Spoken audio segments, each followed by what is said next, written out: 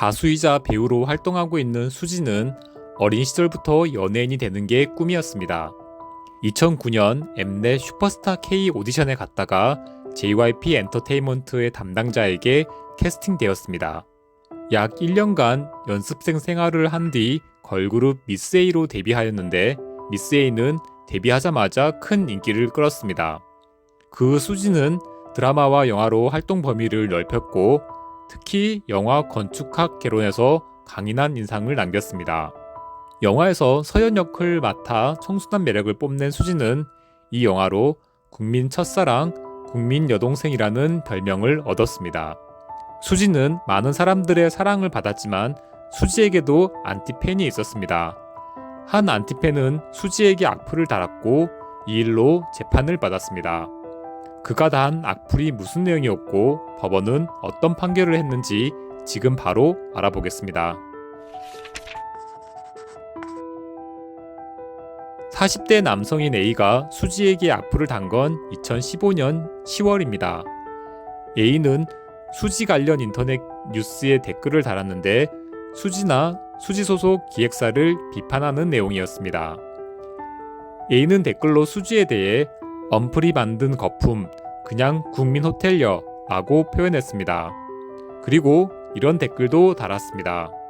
A의 댓글은 수지에게 깊은 상처를 남겼습니다. 수지는 A의 댓글이 선을 넘었다고 판단했고 A를 모욕죄로 고소하였습니다. 검찰은 A가 모욕죄를 저질렀다고 판단해서 A를 재판에 넘겼습니다. 이 사건의 쟁점은 A가 단 댓글이 수지를 모욕하는 것인지의 여부입니다. 이 질문에 답을 하기 위해서는 어떻게 하면 모욕죄가 되는지를 알 필요가 있습니다. 모욕죄는 형법 제311조에 규정된 범죄인데 말 그대로 특정한 사람을 모욕해서 그 사람에 대한 평가를 깎아내리는 것을 말합니다. 모욕죄와 비슷한 범죄로 명예훼손죄가 있습니다. 명예훼손과 모욕의 공통점은 둘 다 들었을 때 기분이 나쁘다는 겁니다. 그런데 법률적으로 명예훼손죄와 모욕죄는 구별되는데 이 둘을 구별하는 기준은 사실을 이야기했는지의 여부입니다. 구체적인 사실을 이야기하면 명예훼손이고 구체적인 사실을 말하지 않으면 모욕이라고 보면 쉽습니다. 예컨대 홍길동은 사기를 쳐서 여러 번 교도소를 다녀왔다 라고 말하면 구체적인 사실을 말했기 때문에 명예훼손에 해당할 가능성이 높습니다. 이에 반해 홍길동은 인간 쓰레기이다 라고 말한다면 구체적인 사실은 말하지 않았기 때문에 모욕에 해당하는 것이죠. 명예훼손죄와 관련해서 한 가지 알아둘 사실이 있습니다. 우리나라에서는 사실을 말했더라도 그게 다른 사람의 명예를 훼손하면 명예훼손죄로 처벌될 수 있습니다. 진실한 사실을 말했는데 처벌을 하는 건 타당하지 않다는 주장을 하는 사람도 많이 있지만 어쨌든 현행법상으로는 처벌 대상이 될 수 있습니다. 물론 처벌의 예외는 있는데 진실한 사실을 공공의 이익을 위해서 말했다면 처벌되지 않습니다. 다시 수지의 사건으로 돌아가 보겠습니다. A가 단 댓글 중에서 문제가 되었던 부분은 크게 4가지인데 언플, 국민 호텔녀, 영화 폭망, 태물이라는 표현이 쟁점이었습니다. 이 표현들은 수지를 모욕하는 표현일까요? 아니면 일상적으로 할 수 있는 표현일까요?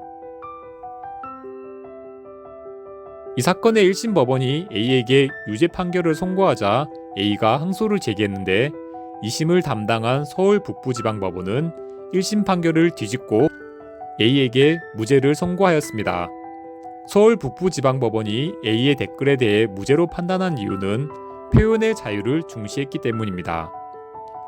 헌법은 표현의 자유를 보장하고 있고 표현의 자유는 민주주의 국가의 근간을 이루는 중요한 가치입니다. 국민의 표현행위를 쉽게 처벌하면 표현의 자유가 위축될 수 있고 이건 민주주의를 후퇴시키는 일입니다. 그리고 2심 법원은 연예인은 비연예인과 다르다고 판단했습니다. 연예인은 대중의 관심을 받는 사람이기 때문에 연예인에 대한 표현이 모욕인지 아닌지를 판단할 때는 비연예인보다 엄격한 기준을 적용해야 한다는 것이죠. 그리고 다소 부적절한 행동이라고 하더라도 일반적인 상식과 통념에 비춰 봤을 때 크게 문제되지 않는 수준이면 처벌을 하지 않는데 이걸 정당행위라고 부릅니다. 서울 북부지방법원도 A가 단 댓글이 수지에 대한 모욕적인 표현으로 볼 수 있다는 점은 인정했습니다.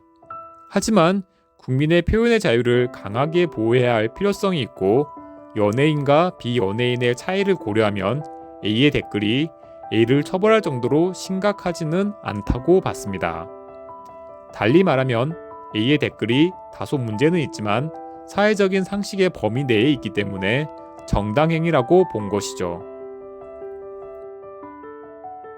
2심 법원이 무죄를 선고하자 검찰이 상고를 제기했고 대법원에 와서 결론이 또 한 번 뒤집혔습니다.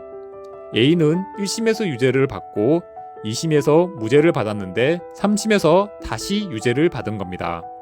대법원도 표현의 자유를 중요하게 생각하지만 연예인의 사생활에 대한 모욕적인 표현까지 표현의 자유로 보기는 어렵다는 입장입니다.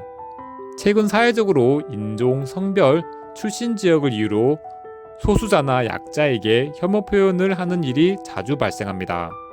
대법원은 사회적 약자에 대한 혐오 표현은 모욕에 해당할 가능성이 높다고 보고 있습니다.